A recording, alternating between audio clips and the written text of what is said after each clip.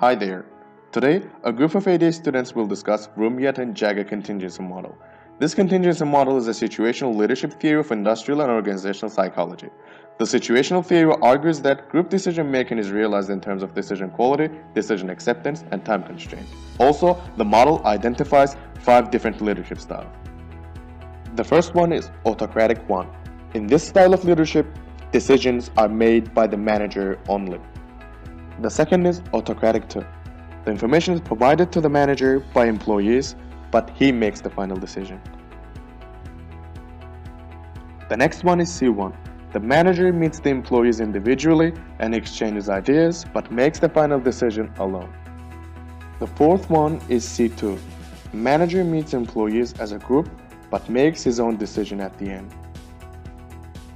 The last one is G2. The manager discusses the situation with employees and the final decision is made through brainstorming. We are going to look at examples of all these styles applied in 2 different business institutions. In our first example, Agadara is the manager of a local corporation who prefers to use autocratic type 1 leadership.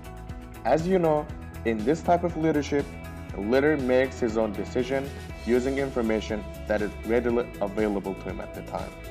Agadara firstly analyzes the available information about the decrease in the revenue of the corporation and then decides to increase the number of sales.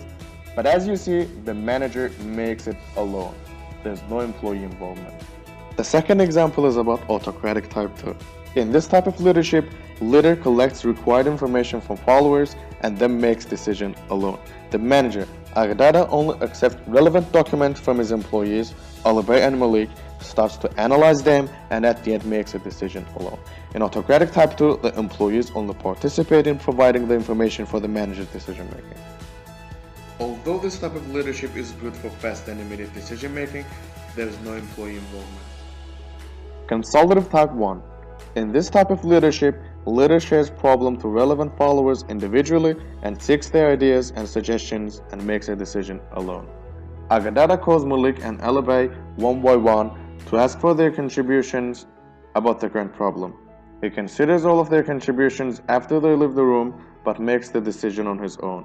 In this case, the manager's decision may or may not reflect the employee's influence.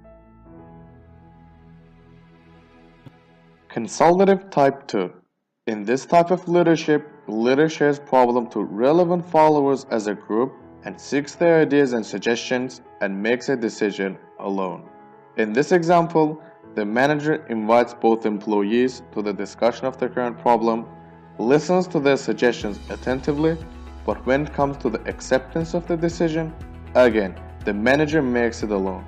The influence of employees may or may not be reflected in the decision of the manager. Although there is a certain level of employee involvement, the probability of making a wrong decision is high. Group-based type 2. In this type of leadership, the leader discusses the problem with followers as a group. Decision accepted by the group is the final one. Canon, the manager of an entity, faces the same issues as in the first institution. Of all the leadership styles, he prefers group-based type. In this case, Canon has a discussion with the employees about their current sales issues, and the final agreement is to increase the sales at the end of the voting held by the manager.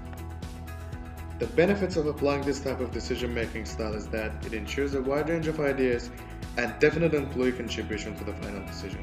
But this type of decision-making style is definitely time-consuming.